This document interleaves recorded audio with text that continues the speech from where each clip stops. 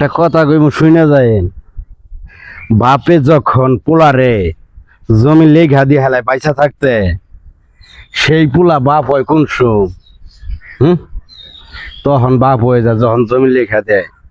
আর যদি জমি লেখা না দিত তাহলে সন্তান থাকতো, কারণ বাপ হয়ে গেছে জমি লেখা দিয়ে লাইছে।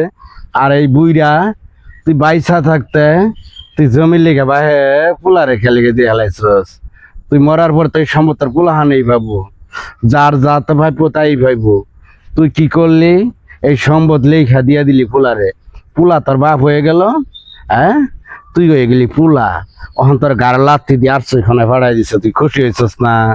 আমি এই লেগেই বলি, যতদিন বাইসা থাকবা থাকবা তো আল্লাহ হায়াত দিছে, কতদিন সম্পদ তোমার নামেই থাকবো।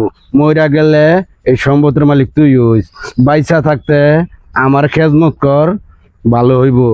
তুই নিয়ে কি ভাবি, কিন্তু কি করেন আপনারা?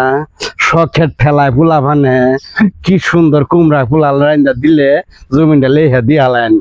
রে বেড়া, তুই বাইসা থাকতে কেলে জমি লেখা দিয়ে দিবি? তুই লেখা দেশ করে তুই পোলার জায়গায় গেছিস কা? তোর সুত মারানি বুঝতে না, খাঙ্কির বলা ডাক পরে তোর কারণে তো তুই মুখ খুনবি। তোর তো লাইট ত্যাগ করতে বাই করে কেলে গা। আমাদের বাংলাদেশে এই ইতিহাস না, সারা বিশ্বে এই ইতিহাস চলতেছে। তাই আমরা একটা জিনিস খেয়াল করবো সবসময়, যে যতদিন বেঁচে আছি, যতটুকু উপার্জন করেছি, আমি মরার পরে ছয় সন্তানরা যেন ভাগে পায়। আমি বেঁচে থাকতে আমার নামই থাক, সবাই আমারে চাঁদের মতো দেখবো। মরার পরে তারা সবাই ভাগ করে যেটুকু পা সেইটুকু নিস। এখন তো বোঝা যায়, কথাটা তো বুঝতেন, বাস্তব দেখার পরেও কেন বুঝেন না আপনারা? কেন বুঝেন না? না বোঝার কারণেই আজকে আমাদের গার্জিয়ানের উপরে এত কষ্ট। কেন কষ্ট হয়? শুধু আমাদের ভুলের কারণে। পোলারা পাপা পাপা কইরা ডাইকা ডিকা আপেল কমলা খাওয়াইয়া জমিটা লেখা নিয়ে হইতো একরে বুড়া তুই কাশিস না। আর আমি বুড়ো হইলে কাশতাম না, তো মধু ফুরবো আমার মুখ দিয়া মধু। আমি এটাই ভুল যাইতে চাই আপনাদের। আপনারা যারা গার্জিয়ান আছেন, বাচ্চা থাকতে একটা জিনিস খেয়াল করবেন, আঙ্গুল এইভাবে সোজা রাখবেন, সোজা। তাহলে দেখবেন মরার আগ পর্যন্ত ছয় সন্তানে আপনাদের খেজমতে থাকবো।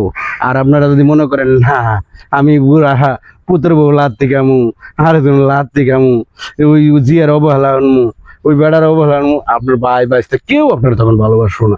তাই বলি আপনার একটা জিনিস খেয়াল করতে হবে, মাথায় রাখতে হবে, যে আমি জীবনে যাই করি না করি, আমার যেন এই আঙ্গুল দিয়ে স্টেট বাঁচা মরা এক কথা।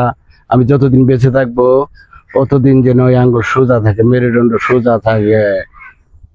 ছয় সন্তানের জমিন তো পাবি, তোদের জন্য তো খায়া না খায়া কামাইছি।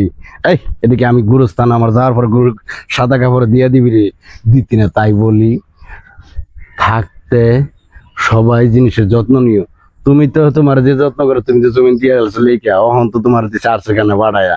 তাই খেয়াল করতে হবে একটা জিনিস, এরম ভুল কেউ করা যাইব না। যতদিন বেঁচে থাকবো অতদিন সম্পদের হেফাজত আমার নিজের কাছে থাকবো। মরে যাব সম্পদের মালিক যে আমার ছয় সন্তান নাই নাতিন তারা হবে। কিন্তু এটা আমরা না করে ছয় সন্তানের চিন্তা করে মহব্বত করে আগেই দিয়া ফেলাই, বেশি একটু ভালোবাসা দেখায়। আর এই ভালোবাসার মধ্যে কলঙ্ক আছে রে, কলঙ্ক বোঝো না। এই ভালোবাসা